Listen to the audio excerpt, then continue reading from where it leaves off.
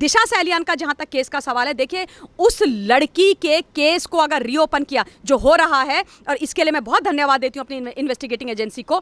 आप देखना सही तरीके से, अब मुझे अगेन सीबीआई के लिए इतना आसान नहीं होने वाला है क्योंकि बहुत सारी चीजें साफ कर दी गई हैं, लेकिन बहुत तार जुड़ेंगे, बहुत तार जुड़ेंगे। पार्टी क्यों हुई थी, कहां हुई थी, उसके बाद ऐसा उस पार्टी में क्या हुआ, उसने सुशांत को फोन क्यों किया, सुशांत क्यों घबरा गया था उसकी डेथ के बाद, सुशांत क्या उजागर करना चाहता था, दिशा ने सुशांत को क्या बताया, ऐसा क्या था उस पार्टी में जो दिशा ने देखा और दिशा डर गई, और ऐसा क्या था उस पार्टी में जिसको देखने के बाद या जिसकी जानकारी दिशा में आने के बाद दिशा को अपनी जिंदगी से हाथ धोना पड़ा। और मैं हिंदुस्तान की जनता से, जितने भी एक्सटेंडेड फैमिली ऑफ एसएसआर है, उनसे यह निवेदन करना चाहती हूं कि देखिए इंटरलिंक्ड है, ये एक दूसरे से जुड़ा हुआ है। रिया चक्रवर्ती के नारकोटिक्स के जो तार हैं, उसके जो परिवार के जो नारकोटिक्स के तार हैं, वो सामने आने बहुत ज्यादा जरूरी है, क्योंकि सुशांत सिंह राजपूत को इन्होंने कहां से घेरा हुआ था, किस जाल में इन्होंने फंसाया था, उसको ये ड्रग्स दे रहे थे, वो कोई बाइपोलर नहीं था, वो स्किज़ोफ्रेनिक नहीं था, उसको ये कोकीन दे रहे थे, एलसीडी करके एक ड्रग होती है, आई बिलीव ये ट्रांसपेरेंट ड्रग्स होती हैं,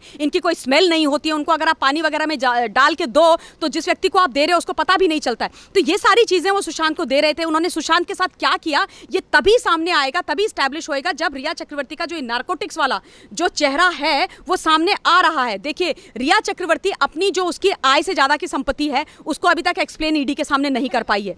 अब ये पता चलता है कि 2017 से वो गौरव आर्या के टच में थी, उसका भाई भी ड्रग पेडलर्स के साथ था, ड्रग पेडलर्स ने उसका नाम ले लिया है, उसका पूरा परिवार जो है ड्रग के बिजनेस में लिप्त था। तो उसका जो सुशांत सिंह राजपूत का 15 करोड़ रुपया गया है, तो क्या उसने वो पैसा वो ड्रग के लेन देन में इस्तेमाल किया?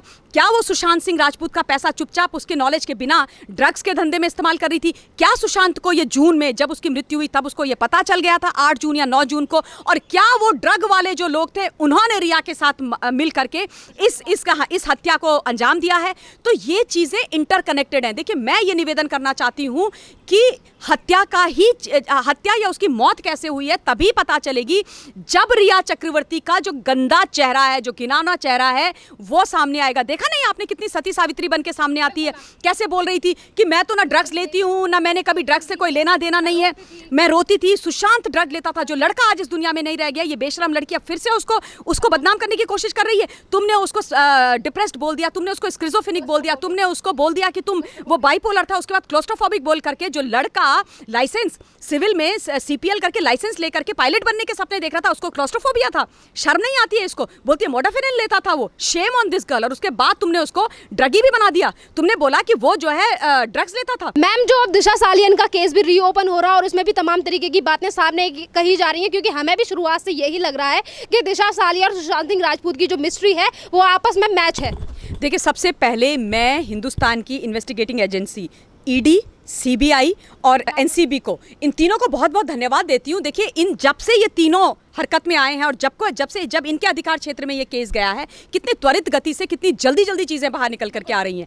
मुंबई पुलिस ने कभी ये काम किया नहीं, और इसलिए जब मुंबई पुलिस पर प्रश्न चिन्ह लगाए जाते हैं तो मिस्टर अनिल देशमुख को बड़ा दुख होता है। उनसे हम ये भी ना प्रश्न पूछे कि 67 डेज तक तुमने एफआईआर क्यों नहीं करी। तो अब जो दिशा सैलियन का केस है, दिशा सैलियन के केस के पीछे बड़ी सारी मिस्ट्रीज हैं, और ये 100% सच है। जैसे आपने बोला कि हम लोग सब डे वन से ये बात कर रहे हैं, आपके चैनल के माध्यम से ये बात कर रहे हैं कि दिशा और सुशांत की मृत्यु जो है एक दूसरे से लिंक्ड है। ये जो रहस्यमयी मौत हुई है मुंबई के अंदर, जिनको आत्महत्या का जामा पहनाया गया है, इनके तार 100% नहीं 1000% एक दूसरे से जुड़े हुए हैं। दिशा सैलियन के केस में जब उसकी मृत्यु हुई थी तो इनिशियली पुलिस ने बोला था कि ये एक आत्महत्या है, आत्महत्या के केस को इसको केस बना दिया गया, लेकिन उसके बाद इन्होंने फिर से गुंजल करी और उसको एक्सीडेंटल डेथ में तब्दील कर दिया तुरंत से। आप मुझे ये बताओ मुंबई पुलिस होती कौन है ये डिसीजन लेने वाली, और वहां की सरकार ने ये कैसे डिसाइड कर दिया? एक बार आप बोलते हो कि उसने आत्महत्या करी और उसके कुछ टाइम बाद आप बोल देते हो कि एक्सीडेंटल डेथ है। बहुत फर्क होता है आत्महत्या करने में, एक्सीडेंट से मरने में, और रहस्यमय तरीके से यानी किसी के द्वारा मारे जाने में, हत्या करने में।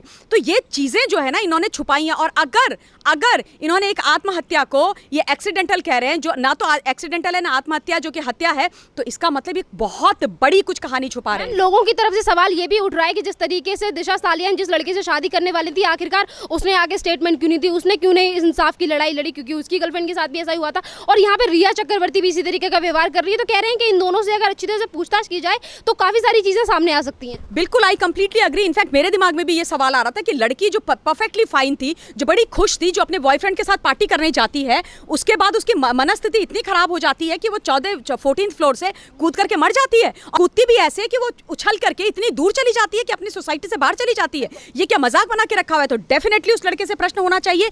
अगेन मुंबई पुलिस पर प्रश्न, अगेन मिस्टर अनिल देशमुख पर प्रश्न कि अभी तक उसकी क्वेश्चनिंग क्यों नहीं हुई। आश्चर्य की बात यह है कि उनका परिवार भी डरा हुआ है। दिशा सैलियन के परिवार के ऊपर ऐसा कौन सा प्रेशर है कि वो अपनी बच्ची के लिए इंसाफ मांगने से और उसके गुनाहगारों को सामने लाने से डर रहे हैं? ऐसी कौन सी फोर्स उनको जो है इतना ज्यादा डरा करके रखी हुई है? क्या ये प्रश्न हिंदुस्तान की जनता को नहीं पूछने चाहिए? आपके हमारे कई ऐसे लोग हमारे शहरों से, छोटे शहरों से मुंबई में बैठे हुए हैं। क्या ये हमारी जिम्मेदारी नहीं है कि जब इस तरीके का घिनौना चेहरा हम कानून का वहां पर देख रहे हैं तो क्या हम उसकी उन चीजों को उजागर करें? उजागर करेंगे तो ये बोलेंगे, क्यों बोल रहे हो, जैसे कंगना रनौत के बारे में बोल रहे हैं। हमारा किसी का हिंदुस्तान का ये एम नहीं है कि वहां की पुलिस को बदनाम किया जाए। पुलिस तुम्हारी कैसे है भाई? पुलिस हमारी है। हम इस देश के वासी हैं, चाहे हम किसी देश में कोने में रहते हैं। वो पुलिस वाले हमारे परिवार वाले ही हैं। किसी के भाई हैं, किसी के बेटे हैं, किसी के पति हैं, किसी के पुत्र हैं। वो हमारे लोग हैं, हमारे बीच से गए हुए हैं। तो वो तुम्हारी महाराष्ट्र की पुलिस कैसे हो गई? वो अनिल देशमुख जी की पुलिस कैसे हो गई? हमारी पुलिस है, वो हमारी पुलिस है और हिंदुस्तान की जनता की सेवा करने के लिए पुलिस है।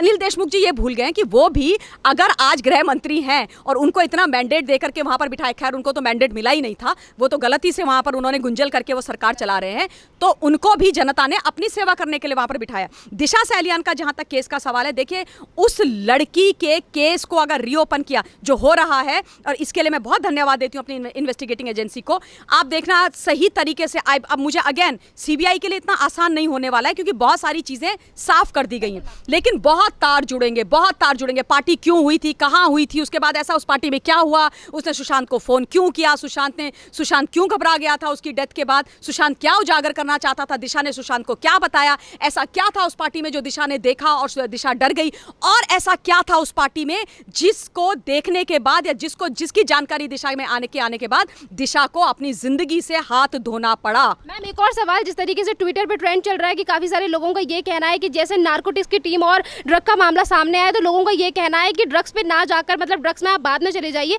पर पहले जिस लड़ाई के लिए हम लड़ रहे हैं, सुशांत सिंह राजपूत के लिए जस्टिस की लड़ाई लड़ रहे हैं, तो ड्रग एंगल से भी इस चीज की जांच करें, इस पे भटके ना इससे। नहीं, ये बात मैंने अभी कल भी अपने वीडियो के माध्यम से बोली है लोगों को, और मैं हिंदुस्तान की जनता से, जितने भी एक्सटेंडेड फैमिली ऑफ एसएसआर है, उनसे ये निवेदन करना चाहती हूँ कि देखिए इंटरलिंक्ड है, ये एक दूसरे से जुड़ा हुआ है। रिया चक्रवर्ती के नारकोटिक्स के जो तार हैं, उसके जो परिवार के जो नारकोटिक्स के तार हैं, वो सामने आने बहुत ज्यादा जरूरी है, क्योंकि सुशांत सिंह राजपूत को इन्होंने कहां से घेरा हुआ था, किस जाल में इन्होंने फंसाया था, उसको ये ड्रग्स दे रहे थे, वो कोई बाइपोलर नहीं था, वो स्किज़ोफ्रेनिक नहीं था, उसको ये कोकीन दे रहे थे, LCD करके एक ड्रग होती है, आई बिलीव ये ट्रांसपेरेंट ड्रग्स होती हैं, इनकी कोई स्मेल नहीं होती है, उनको अगर आप पानी वगैरह में डाल के दो तो जिस व्यक्ति को आप दे रहे हो उसको पता भी नहीं चलता है। तो ये सारी चीजें वो सुशांत को दे रहे थे। उन्होंने सुशांत के साथ क्या किया ये तभी सामने आएगा, तभी स्टैब्लिश होएगा जब रिया चक्रवर्ती का जो नारकोटिक्स वाला जो चेहरा है वो सामने आ रहा है। देखिए रिया चक्रवर्ती अपनी जो उसकी आय से ज्यादा की संपत्ति है उसको अभी तक एक्सप्लेन ईडी के सामने नहीं कर पाई है। अब ये पता चलता है कि 2017 से वो गौरव आर्या के टच में थी, उसका भाई भी ड्रग पेडलर्स के साथ था, ड्रग पेडलर्स ने उसका नाम ले लिया है, उसका पूरा परिवार जो है ड्रग के बिजनेस में लिप्त था। तो उसका जो सुशांत सिंह राजपूत का 15 करोड़ रुपया गया है, तो क्या उसने वो पैसा वो ड्रग के लेन देन में इस्तेमाल किया?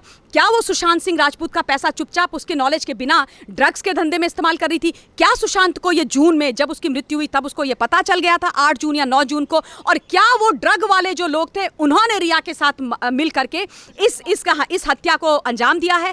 तो ये चीजें इंटरकनेक्टेड हैं। देखिए मैं ये निवेदन करना चाहती हूं कि हत्या या उसकी मौत कैसे हुई है तभी पता चलेगी जब रिया चक्रवर्ती का जो गंदा चेहरा है, जो घिनौना चेहरा है, वो सामने आएगा। देखा नहीं आपने कितनी सती सावित्री बन के सामने आती है, कैसे बोल रही थी कि मैं तो ना ड्रग्स लेती हूं, ना मैंने कभी ड्रग्स से कोई लेना देना नहीं है, मैं रोती थी। सुशांत ड्रग लेता था, जो लड़का आज इस दुनिया में नहीं रह गया, ये बेशरम लड़की अब फिर से उसको बदनाम करने की कोशिश कर रही है। तुमने उसको डिप्रेस्ड बोल दिया, तुमने उसको स्किज़ोफ्रेनिक बोल दिया, तुमने उसको बोल दिया कि वो बाइपोलर था, उसके बाद क्लोस्ट्रोफोबिक बोल करके जो लड़का लाइसेंस सिविल में CPL करके लाइसेंस लेकर के पायलट बनने के सपने देख रहा था, उसको क्लोस्ट्रोफोबिया था।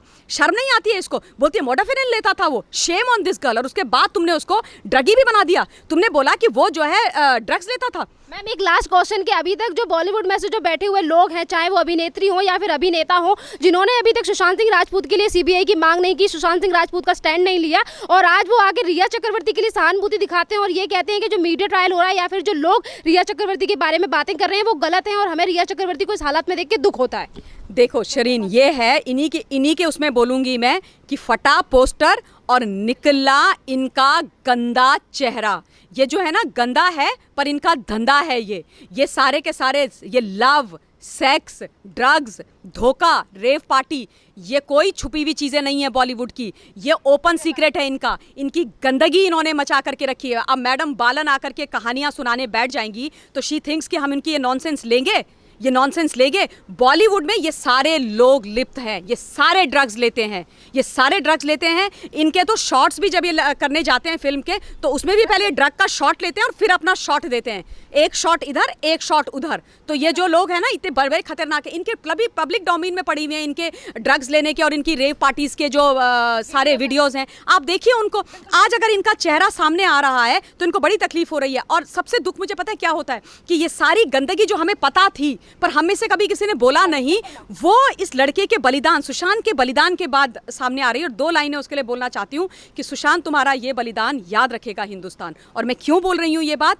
कि ना उसकी मौत होती, ना हमको ये हमारी आत्माएं झकझोरी जाती, ना हम सच्चाई के पीछे पड़ते ये जानने के लिए कि उसको किसने मारा, और ना ये सच्चाई चलते चलते चलते यहाँ तक पहुँचती शरीन जहाँ पे ये ड्रग की सारी कहानी आती। अब तो मैं चाहती हूँ कि बॉलीवुड का ये गंदा चेहरा सामने आए और आप लोगों से निवेदन है, इनका बॉयकॉट आप लोगों को करना है, इनका गंदा चेहरा सामने लेकर के आना है, यह हमारी जिम्मेदारी है। हम नहीं चाहते, मैं नहीं चाहती कि मुंबई के अंदर से, बॉलीवुड के अंदर से एक और सुशांत निकल करके ऊपर चला जाए और उसके बाद आप और हम उसकी भी लड़ाई लड़ते रहें, रोते रहें। और ये घटिया लोग, ये माफिया, ये गैंगस्टर्स, ये जो हैं, ये जो ड्रगी हैं बैठे हुए, ये सोचें कि जनता हल्ला करती है और उसके बाद कुछ नहीं होता है। इसलिए अब की बार ये हमारे हाथ लगे हैं, इनको छोड़ना नहीं है, चाहे कुछ भी हो जाए, इनके चेहरे सामने लाने हैं। ये सारी चीजें इंटरलिंक्ड हैं। ये सुशांत की आत्मा को भी तभी शांति मिलेगी जिन लोगों ने उसको तंग किया है ना, जब उनको सामने ला करके घसीट करके उनके मुंह पर तमाचे जड़े जाएंगे। मैम एक लास्ट क्वेश्चन कि जो सुशांत सिंह राजपूत के लिए न्याय दिलाने के लिए लड़ाई लड़ रहे हैं, आखिरकार उस मीडिया का मुंह क्यों दबाया जा रहा है? जब जनता भी इस चीज को लेकर सवाल करती है तो महाराष्ट्र सरकार के चाहे संजय राउत हो तो वो भी जनता को लेकर कहते हैं, कुछ कहते हैं कि कुछ लोगों ने अपनी अदालत बना ली है। मीडिया जब सुशांत सिंह राजपूत के लिए लड़ती है तो उसको लेकर भी इनकी तरफ से सवाल होते हैं, मीडिया को दबाने की कोशिश की जाती है। देखो ऐसा है, वो एक बात है ना कि सत्य परेशान हो सकता है पर सत्य पराजित नहीं हो सकता। अब इनके जो काले चिट्ठे हैं, काले धंधे हैं, गोरख धंधे हैं, वो सारे निकल करके सामने आ रहे हैं। ये महाराष्ट्र के, इन्होंने सोचा था महाराष्ट्र में रहेंगे, बस महाराष्ट्र की बात है, लेकिन आज ये पूरे देश में नहीं विदेशों में भी बदनाम हो चुके हैं। अब संजय राउत कौन है, ये विदेशी एनआरआईज हमारे जानते हैं। अनिल देशमुख कौन है वो जानते हैं। इनके जो डीसीपीज हैं, त्रिमुख दैया, सारी इनकी काले चिट्ठे सामने निकल करके आ गए हैं। तो अब इनको किसी भी तरीके से अपने आप को बचाना है। अब क्या कर रहे हैं जो लोग सच बोल रहे हैं, जो मीडिया हाउसेज रोज इस स्टोरी को चला रहे हैं, जो सच को उजागर कर रहे हैं, जो सुशांत के साथ खड़े हैं, जो सुशांत के परिवार के साथ खड़े हैं, किसी ना किसी तरीके से उनको चुप करा रहे हैं। क्योंकि इनको ये लग रहा है डेस्परेशन जब आती है ना तब आप ऐसी हरकतें करते हो। और आप डेस्परेट कब होते हो? जब आपको पता होता है कि आपने बहुत गलतियां करी हैं और अब आपका पर्दाफाश होने वाला, आपकी सच्चाई जो है निकल करके सामने आने वाली है, तब लोग ऐसी हरकतें करते हैं। तो ये आखिरी में होता है ना, जब बिल्कुल जब प्राण निकलने वाले हैं तो कैसे फड़फड़ाते हैं। तो ये फड़फड़ाहट इनकी है। मैं तो ये बोलना चाहती हूँ कि अगर आप लोगों में थोड़ी सी भी गैरत है ना तो प्लीज छोड़ो सरकार और घर में बैठो। आपके बस का नहीं है हिंदुस्तान की जनता को न्याय दिलाना, आपके बस का नहीं है हिंदुस्तान के संविधान के हिसाब से काम करना, आपके बस का नहीं है सच्चाई के साथ खड़े रहना, आपके बस का नहीं है हिंदुस्तान की जनता को अपने विश्वास में लेना। हमने देख लिया शिव सैनिकों और एनसीपी वालों और सोनिया मैडम की सरकार, जो आप लोगों ने खिचड़ी वहां पर पकाई है कि सरकार में भी खिचड़ी है, तुम्हारे दिलों में भी खिचड़ी है। तुम जो हो इतने गंदे लोग हो कि तुम्हें बेनकाब करना करेंगे हम, और करना बहुत ज्यादा जरूरी है। इसलिए घर में बैठो, तुम वहीं के लायक हो। धन्यवाद मैम।